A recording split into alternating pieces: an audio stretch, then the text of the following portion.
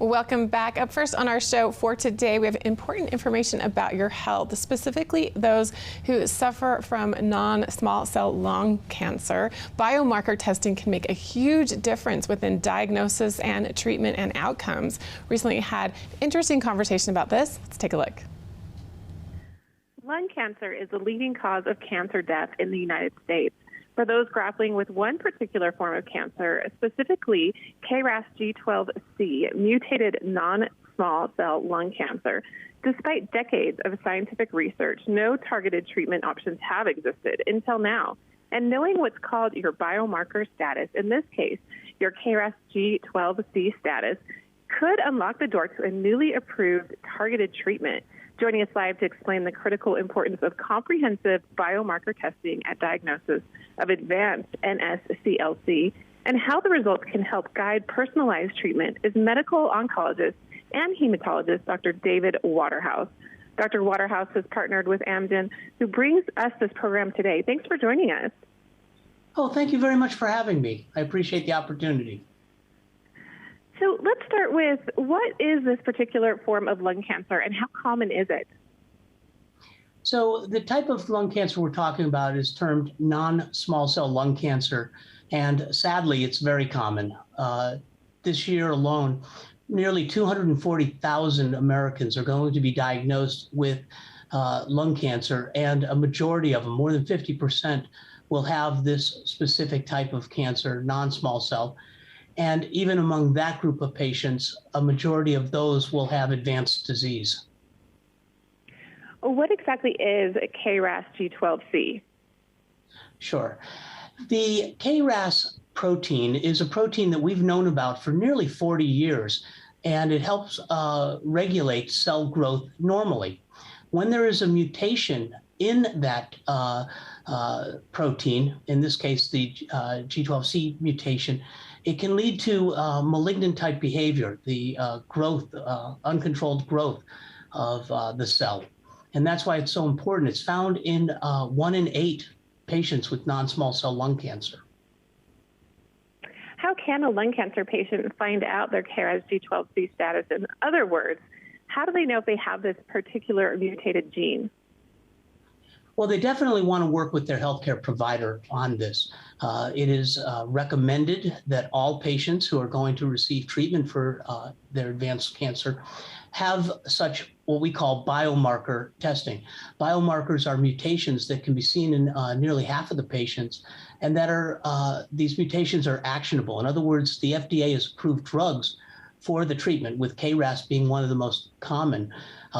Testing can be done on tissue, so from their original biopsy or repeat biopsy. It can also be obtained via blood work, and it should be done before they begin their treatment, or if they're changing treatments, it should be considered. How can a patient undergo biomarker testing, and what should they ask about when they get the test results? Sure. So when a patient is diagnosed, they're diagnosed via tissue biopsy. So one of the ways that their provider can do the testing is to ask for the testing to be done on that sample. Now, sometimes there just simply is not enough tissue. The biopsy was obtained by a small needle or something of that nature. And if it can't be done on tissue, then the testing can be done on a blood sample. So once again, I would direct the patient to go to their healthcare provider and ask, has this testing been done? And how is that testing helping them to inform the treatment decisions that are being made for them? For patients with advanced or metastatic lung cancer who have biomarker testing and are identified as KRAS G12C positive, what treatment options are available?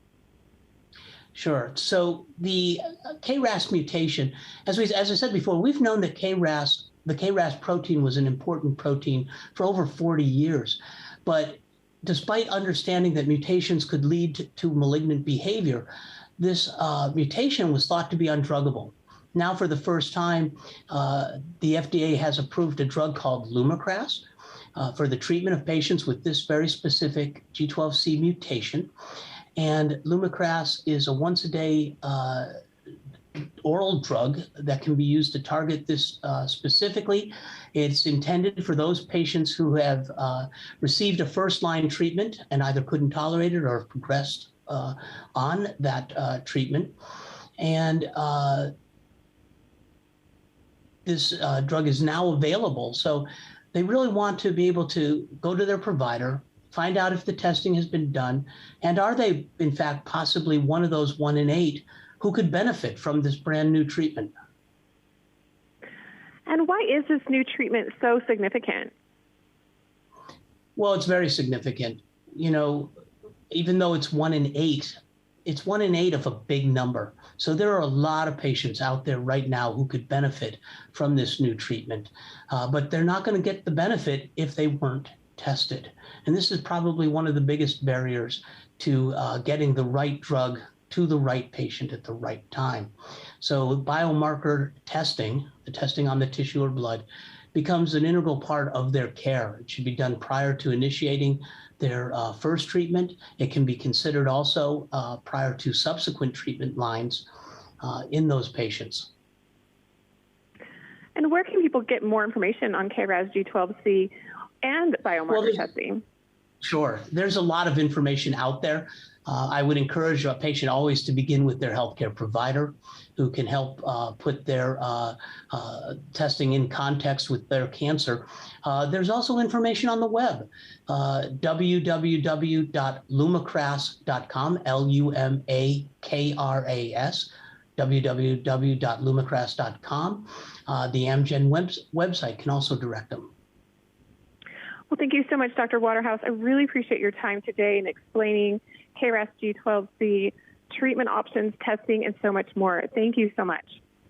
Oh, thank you for this opportunity. And I'm going to wish all of your listeners to fare well if they're suffering from this disease.